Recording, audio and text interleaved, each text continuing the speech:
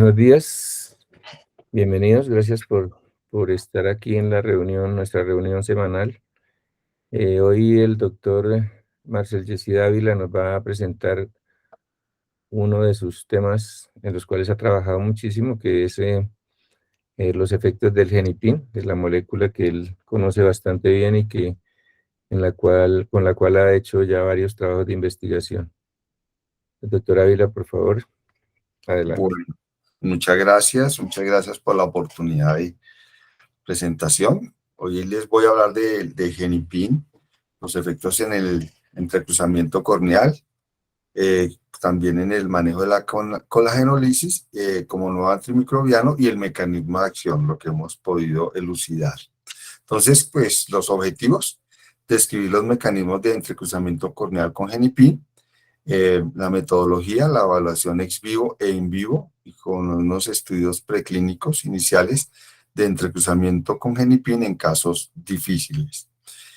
Los resultados, pues vamos a describir los hallazgos microestructurales, así como los hallazgos genómicos en la expresión de interleuquinas y de metaloproteinasas, los modelos ex vivo en el tratamiento con genipín. Y como conclusiones, pues mostrar que el genipín es una alternativa viable en casos de melting corneal y que podría ser aplicable a otras enfermedades en las cuales se requiera reforzar los tejidos. Entonces, para hacer una revisión breve, existen dos tipos grandes de entrecruzadores corneales o de entrecruzadores en general. Los light cross linkers, como se denominan, que son entrecruzadores que se activan con la luz. Dentro de estos tenemos pues la ultravioleta, el green light, los cuales al tener una molécula que se fotoactiva, ya sea con luz ultravioleta, como la riboflavina, generan un efecto de entrecruzamiento. El green light es un prototipo que está usando el Bascom Palmer en conjunto con Rosa de Bengala, en donde este tipo de entrecruzamiento pues tiene menos toxicidad pues por el efecto de usar una luz verde que tiene mucho menos toxicidad que la luz ultravioleta. Como características generales, los light cross linking tienen una toxicidad alta en las células estromales y en las células endoteliales. Por eso su uso está muy circunscrito a las capas anteriores de la córnea, y cuando la córnea tiene unas paquimetrías bajas, no se debe utilizar. Es un tipo de entrecruzamiento que tiene un mayor costo, se requieren equipos, ya sea los equipos de ultravioleta o los equipos de luz verde, y lo que sí se ha encontrado es que hay una inactivación y una apoptosis de las células estromales, lo cual a la larga no se sabe qué efectos pueda tener. Muy probablemente induce una respuesta cicatricial, ya sea fuerte, o una respuesta cicatricial que no conocemos. También como características tienen un mayor tiempo de exposición y dependen de la molécula que va a ser fotoactivada. Los dark cross linkers, como se le denomina este grupo de entrecruzadores, tenemos que no requieren la activación con luz. En el caso del genipín, tiene una baja toxicidad en las células estromales y endoteliales, podría tener un menor costo, y pues tiene, en el caso del genipín, activación de las células estromales, y encontramos inducción en la formación de colágeno en estudios experimentales. Asimismo, el dark cross-linking tiene la posibilidad de tener una exposición localizada, lo cual ha hecho este tipo de entrecruzadores posibles para entrecruzar no solamente la córnea, sino también la esclera, y a nivel posterior, a nivel del complejo del nervio óptico y de la lámina cribosa. Entonces aquí están los entrecruzadores. Los light cross linking tienen un amplio uso clínico y están limitados a las áreas de exposición a la luz, en este caso, o en el caso que más se utiliza, la luz ultravioleta.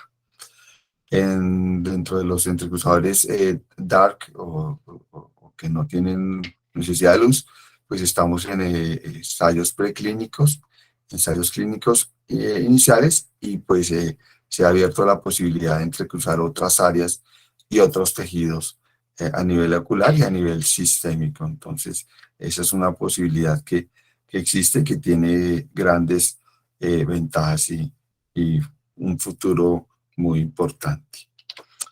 Bueno, entonces, ¿cómo actúa el genipin? El genipin, pues lo que hace es tener una molécula que tiene unos enlaces amino, los cuales reaccionan con unos enlaces radicales, N radical, que reacciona con el enlace amino, y luego el genipin se puede entrecruzar con otra molécula de genipin y producir un efecto de entrecruzamiento intermolecular e intramolecular, es decir, entre moléculas de colágenos y dentro de la misma molécula de colágeno.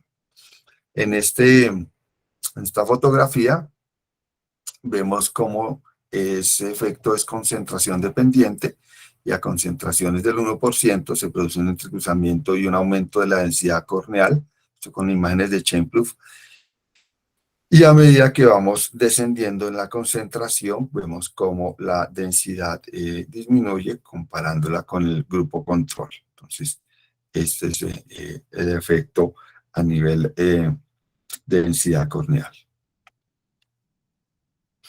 Bueno, entonces, ¿cómo actúa el genipin en el entrecruzamiento de tejidos? Pues lo que habíamos mencionado, estos son ensayos en conejos que hicimos hace varios años con Mauricio Narváez, y lo que vimos es que pues se produce un entrecruzamiento, pues no se producen unos cambios paquimétricos importantes, pero sí se produce un aplanamiento importante cuando tratamos córneas con genipin en comparaciones con controles.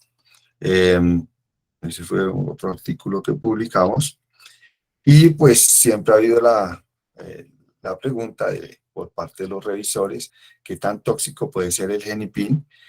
Y pues este es un estudio antiguo que hemos hecho, en el cual miramos la toxicidad a nivel endotelial del genipin, la cual es bastante baja, el genipin al 0,25%, en comparación con el entrecruzamiento que se utiliza a nivel clínico, que es la ultravioleta y la riboflavina, y en comparación con el gold estándar de los entrecruzadores, que es el glutaraldehído, que tiene una toxicidad alta.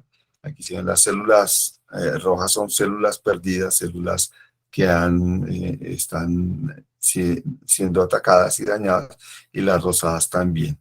Entonces, vemos la diferencia. Estos estudios y estos hallazgos fueron replicados por este grupo del Field Hospital de Beijing, en el cual ellos, por exámenes de microscopía confocal in vivo, encontraron que el genipin no induce ningún grado de apoptosis en las células estromales, en los queratocitos, ni en el endotelio, mientras que la riboflavina ultravioleta, tratamiento estándar, induce una apoptosis total de los queratocitos y unos cambios importantes a nivel estructurales en el endotelio corneal, que si bien pueden ser transitorios, sí hay unos cambios que se encuentran en este tipo de análisis. Entonces ellos replicaron los ensayos de toxicidad que nosotros habíamos encontrado, lo cual pues es bueno, indica que vamos por una senda adecuada y que los resultados son reproducibles por otros grupos. Bueno, entonces otra de las preguntas es si puede el genipin inhibir la colagenólisis en la córnea y cómo sería su posible mecanismo de acción. Entonces nosotros en el estudio inicial encontramos que el genipin inhibía las colagenasas, una colagenasa de Clostridium histolítico sobre la córnea en un modelo ex vivo. Entonces aquí a las 0 horas se ve una córnea relativamente transparente, a las 24 horas una córnea que ya ha sido atacada, y a las 30 horas la córnea realmente ya ha sido totalmente destruida. Mientras que cuando es tratada con genipin, ella permanece. Entonces, quisimos estudiar más este efecto, Y estos son los resultados que ya publicamos en TVST con Mauricio, con Elena y con el grupo de Mauricio allá en la Universidad de South Florida. Entonces, aquí lo que hicimos o lo que se hizo es demostrar que el genipin retarda la digestión enzimática de la córnea. Entonces, el procedimiento que se utilizó fue tomar segmentos de córnea humana, todos del mismo donante, y esos segmentos, unos fueron dejados como eh, controles, otros fueron tratados con genipin, y pues una de las preguntas que siempre nos han hecho es que el genipin tiñe, pero pues al cabo de varias horas y varios tiempo, ese azul se va, y pues el efecto de todas formas del genipin como entrecruzador queda. Entonces, posteriormente, sometimos esos segmentos de córnea a un tratamiento con colagenasa, y vemos como al cabo de horas, de 4, 5, 6 horas, las córneas sin tratamiento son destruidas, mientras que las córneas con genipin son preservadas en cuanto a su estructura. Entonces, son hallazgos macroestructurales. Dentro de los estudios, lo que se hizo también fue evaluar por imágenes de microscopía de armónica el efecto no lineal óptico de los tejidos, que nos permite visualizar las células y los tejidos en su estructura y función, resolviendo su estructura mediante la determinación de la luz incidente usando un láser. Como ventaja, esta técnica no requiere la aplicación de colorantes, fluoresceína o de químicos que tengan un efecto que nos pueda hacer un sesgo en la evaluación del tejido, y nos permite también una reconstrucción tridimensional de los especímenes. Entonces, este equipo está en la Universidad de South Florida, y básicamente lo que hace es un láser, hace una onda incidente, y la onda que hace el medio o el tejido que vamos a evaluar rebota, y el detector detecta los cambios que puedan haber. Entonces, estos son los hallazgos. Aquí se ve una córnea sin tratar, una córnea normal. Esto es para teñir los núcleos, el propionum iodine. El forward es la imagen de ida, la imagen de vuelta, el backscatter, y el compuesto es la suma de las dos. Entonces aquí vemos cómo se ven las fibras colágenas, cómo se ve cómo rebotan las fibras, y la composición en la cual se ven los núcleos celulares, se ven las fibras colágenas en forward y en backscatter. Cuando sometemos el tejido con genipin, se observan los núcleos celulares, aquí se observan unas imágenes más densas del forward scattering y unas imágenes más densas del back scattering, y nos muestra los paquetes de entrecruzamiento por el efecto del genipin y la presencia de los núcleos, que nos indica que las células tienen viabilidad. Cuando ya sometemos las córneas a colagenasa, vemos cómo las córneas son destruidas, la parte fibrosa, la parte colágena.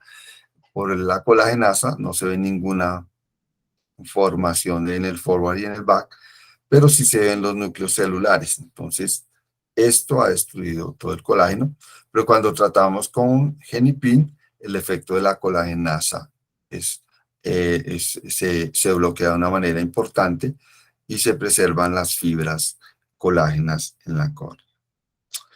Aquí están las imágenes de microscopía electrónica del estroma sin tratar. Aquí se ven muy bien las fibras colágenas transversales y longitudinales. Y aquí con genipin vemos cómo las fibras son mucho más densas, pues por ese efecto de entrecruzamiento. Y al tratar con colagenasa, vemos cómo la córnea disminuye en el largo las fibras longitudinales, y en la compactación en las fibras transversales con una pérdida importante de todas las fibras colágenas, mientras que con el Genipin preserva su estructura longitudinal y transversal. Entonces, como conclusión, pues tiene un efecto protector a las colagenasas, que son moléculas que van a causar un daño en ciertas situaciones clínicas, como son infecciones, como son alteraciones inmunológicas con ataque inmunológico al colágeno corneal y melting corneal. Bueno, pues esta parte ustedes ya la conocen un poco, voy a ir un poco rápido, es el efecto del crecimiento bacteriano y fúngico, como es inhibido por el genipin. Este fue el trabajo de grado de Marcela y parte del trabajo de Elena, en el cual pues se tomaron córneas, se retaron con microorganismos, posteriormente evaluamos qué tanto inhibía el genipin, el crecimiento contra el estafilococo aureus, y pues tiene un efecto antibiótico a estas concentraciones, así como con la pseudomonas aeruginosa tiene un efecto antibiótico y con la Candida albicans. Vemos cómo el genipin disminuye la cantidad de colonias que invaden la córnea en comparación con el vehículo y cómo disminuye la cantidad de bacterias en la córnea ex vivo, donde se hacen cortes y se evalúa esto. También cómo disminuye la cantidad de unidades formadores de colonias. Aquí está con solución salina y aquí con genipin, diferentes diluciones, y vemos que hay una disminución, y hay una disminución importante en el número de unidades formadoras de colonias y de bacterias que pueden proliferar cuando se tratan las córneas ex vivo con genipin. Efectos muy similares con Pseudomonas aeruginosa. Entonces vemos aquí cómo el genipin disminuye la cantidad de pseudomonas y cómo disminuye de manera marcada la cantidad de crecimiento bacteriano. Aquí se ve mucho más evidente porque la pseudomona tiene la capacidad de florecer. Entonces aquí vemos con genipin unas pocas unidades formadoras de colonias a estas concentraciones, mientras que a concentraciones mucho más bajas, a diluciones mucho mayores, hay una gran cantidad de pseudomona en los cultivos, con una diferencia significativamente estadística. Lo mismo para Candida albicans, encontramos un efecto muy similar, y dentro del estudio que está haciendo Luis y Marcela, que hicieron bastante, avanzaron bastante, estamos encontrando algo muy parecido con el Fusarium. El Fusarium es un poco más difícil de cultivar y ha sido un reto, pero ya está bastante avanzado esa parte del trabajo, que no les muestro el día de hoy, pero que les cuento. Bueno, entonces dentro de las preguntas venía qué tan tóxico puede ser el genipin cuando se pone in vivo. Y es una de las preguntas que siempre han hecho los revisores. Entonces para eso hicimos el test de DRICE, que es un test que se utiliza mucho en toxicidad ocular, en el cual se evalúan varios criterios como son quemosis, edema, secreción, congestión conjuntival y pues cambios ya en la córnea, los cuales se gradúan de 0 a 3 y se gradúan de 0 a 2 en la córnea y hacen parte de la regulación europea como para considerar que algo pueda ser utilizado ocularmente. En estos estudios, pues lo que encontramos es que el promedio de score con genipin fue de 2.3 al día 2, 1.9 al día 3, 0.3 al día 5 y 0 al día 7, mientras pues, con los controles eran de 1, 0,3 y 0. Entonces, en los primeros días había una diferencia significativamente estadística entre Genipin y control, pero finalmente la diferencia era mínima, por lo cual podemos decir que el Genipin no tiene una toxicidad importante, o que si la tiene es inicial, y esta toxicidad es una toxicidad que no representa un peligro. Bueno, entonces hasta este punto, pues demostramos que el Genipin inhibe la destrucción corneal enzimática mediante el entrecruzamiento, que preserva las fibras de colágeno en las córneas humanas ex vivo, que preserva la estructura jerárquica de la córnea, que es lo que podemos encontrar con los estudios de microscopía de tipo, el, la que hacemos el back forward scattering, second harmonic, que el genipin hace una inhibición del crecimiento bacteriano, el modelo ex vivo de hongos, y que tiene una toxicidad moderada o mínima en ensayos con el test de Dries. Entonces, posteriormente, pues, se hacen estudios experimentales en conejos, y este estudio es bien interesante. Aquí lo que hacemos es coger conejos. Aquí lo que hicimos fue coger conejos, luego los retamos con una inyección intrastromal de Staphylococcus aureus, y vemos aquí a las 24 horas de tratamiento. Luego ahí hacemos el tratamiento, empezamos el tratamiento con Genipin, hacemos 2 aplicaciones, y a las 48 horas evaluamos nuevamente las córneas y el efecto que puede haber.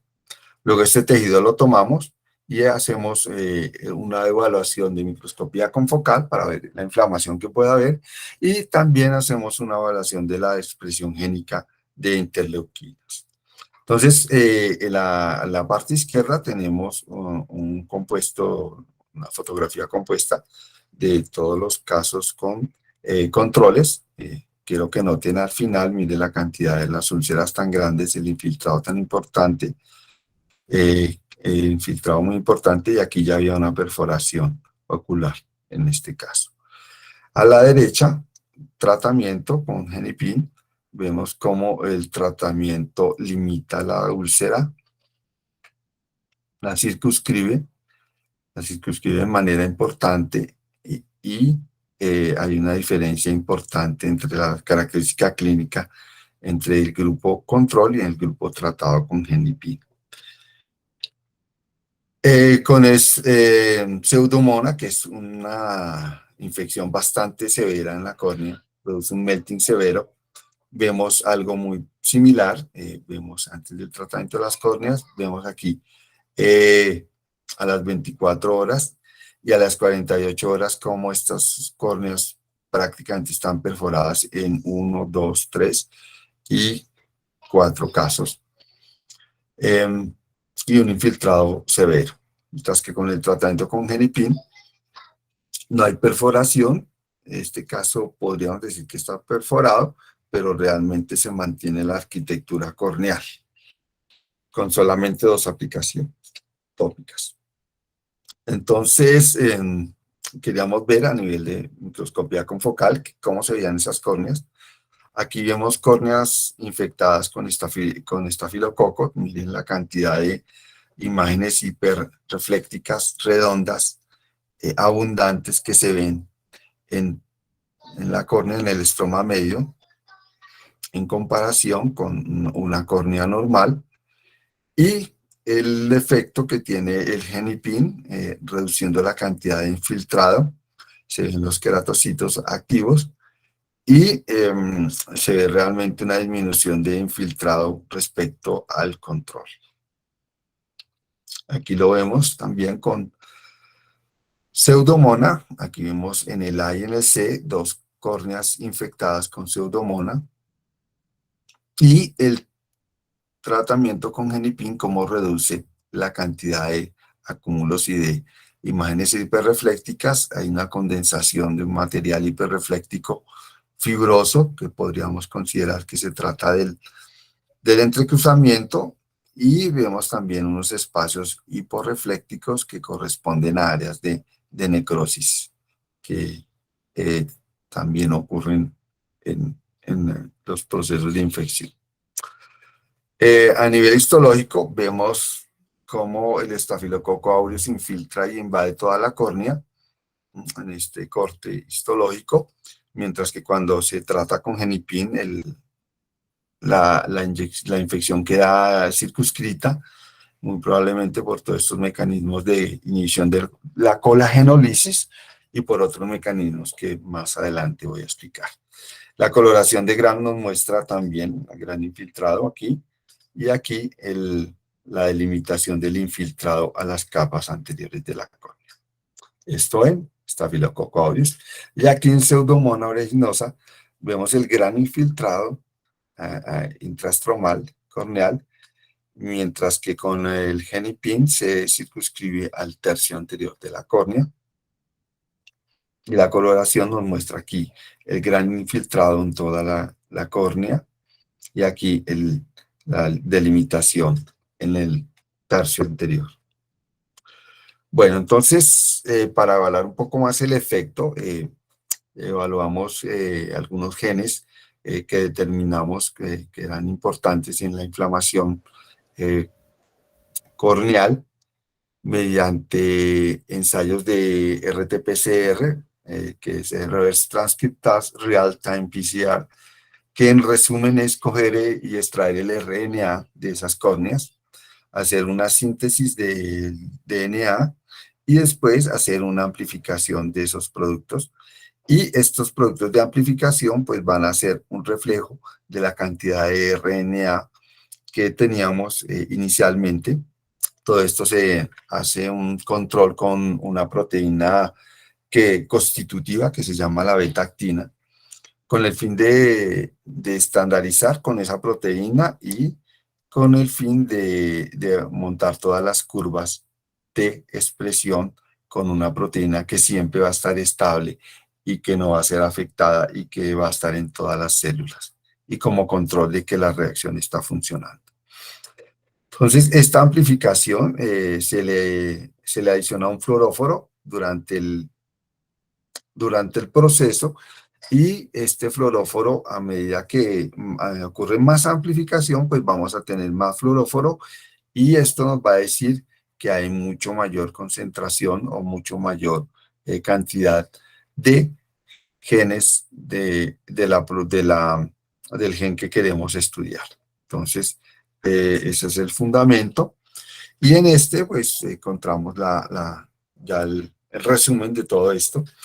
El control, pues el control es con la beta-actina y es igual a 1, y de ahí en adelante se miden todos.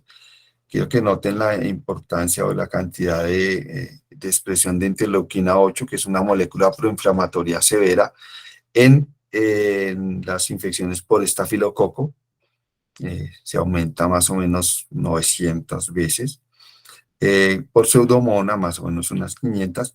Y como el genipin en la infección por estafilococo reduce de una manera importante la expresión de interleuquina 8 y interleuquina 8 aquí en la infección por Pseudomonas. Entonces, y aquí con interleuquina 15, que está 1.300 veces más expresada cuando hay infección por estafilococo, y como 300 veces más expresada cuando hay infección por Pseudomonas, y vemos cómo se reduce de una manera muy importante la expresión de esta interleuquina. Entonces, como conclusión de esta parte, pues, tener en mente que la córnea no es extraña al fenómeno de la tormenta de citoquinas, la cual está bien descrita en varios tipos de infecciones y de respuestas inflamatorias sistémicas, y que esta tormenta de citoquinas pues, es modulada de una manera parcial por el genipin en este estudio y en este ensayo. Lo mismo con interleuquina 1B, que es una molécula proinflamatoria potente, vemos cómo el genipin reduce de una manera significativa la expresión de esta interleuquina en la infección por Staphylococcus aureus, por Pseudomonas. También interleuquina 6 es reducida, entonces esa parte es importante pues, tenerla en mente. Entonces, ¿cómo se regula toda esta respuesta? También evaluamos las metaloproteinasas. Las metaloproteinasas son moléculas que se activan en los procesos inflamatorios e inmunes y lo que hacen es inducir una autodestrucción de esos tejidos y disparan en parte los procesos de melting y de regulación y de cicatrización a nivel de los diferentes tejidos. Entonces aquí encontramos cómo el genipin reduce la expresión de MMP9 y la infección por estafilococo y por pseudomonas. Entonces, la MB13 sí no encontramos una diferencia importante y la MMP2 también hay una diferencia importante en la infección por estafilococos. Entonces, como mecanismo de acción, pues encontramos que hay una modulación adicional de la respuesta inflamatoria celular por la disminución de las células y de los acúmulos celulares que encontramos en los estudios, ya sea de confocal, ya sea de corte histológico, y también encontramos que hay una modulación de la respuesta de interleuquinas proinflamatorias, la cual pues yo no personalmente no había visto descrito ese fenómeno de aumento de interleuquinas en las infecciones corneales. También encontramos una reducción en la expresión de genes de las metaloproteinasas MMP9 que regulan la respuesta y una reducción en la proliferación bacteriana con el incremento de la resistencia corneal a colagenasas, el cual es demostrado en córneas humanas ex vivo. Entonces, ya con esto, pues voy a mostrarle unos casitos que son pues muy puntuales, casos que no respondieron al manejo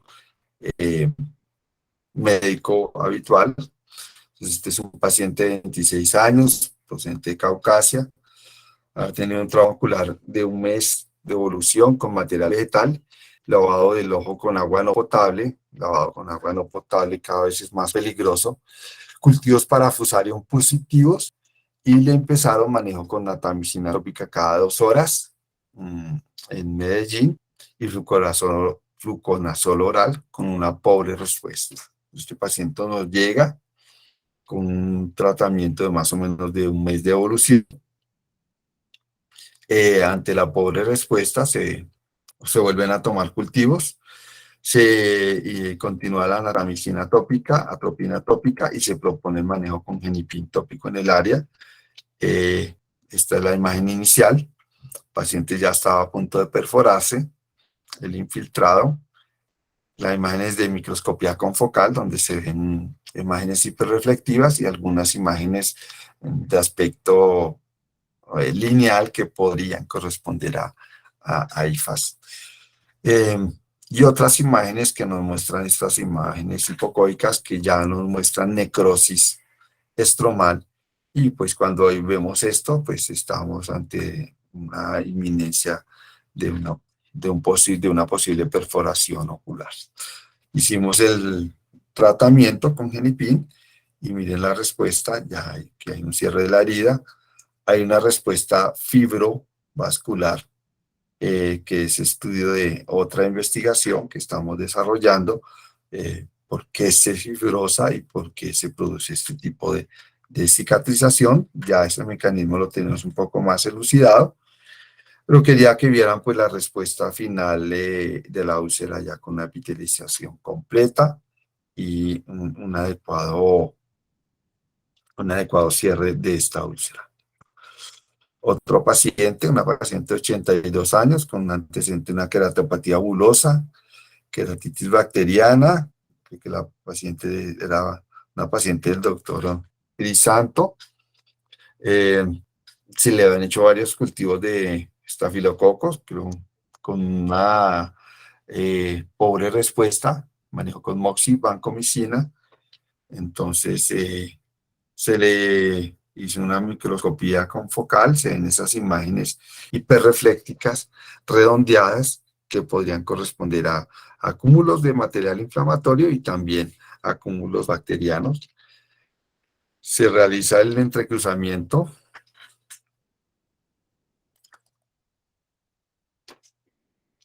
Se me frizó.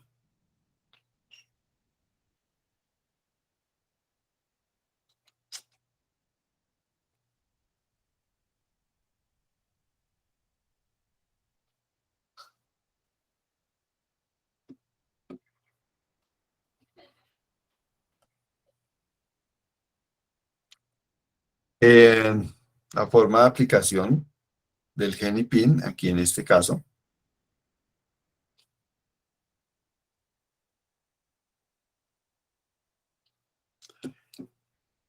con una esponjita, localizándolo, la respuesta, y miren las imágenes de microscopía confocal donde se ve de una manera importante los paquetes colágenos y las fibras colágenas que nos muestran una respuesta, por lo menos para mantener ese estroma y evitar que pueda progresar a una perforación ocular. Bueno, mencionar un poco pues a las personas que nos han ayudado, ustedes ya los conocen de tiempo atrás, Edgar, Mauricio, que está en la Universidad de South Florida, y Elena, y pues todos los residentes que han estado como a lo largo de esto, como son Navia, eh, Mauricio, Mauricio Narváez y Marcela, ¿no? Entonces, quería mencionarlos. Y bueno, estos son los grants que dieron parte del dinero para esta investigación. Este es el de Elena, el grant 2020-7933 de Marie Curie, y el del NIH de Mauricio España. Entonces, esto también viene, es como un resumen de lo que hay ya en la página de la Unión Europea. Hicieron un artículo como un resumen de lo que se ha hecho y pues como las posibilidades que tiene el Genipin. Muchas gracias. No sé si tengan preguntas.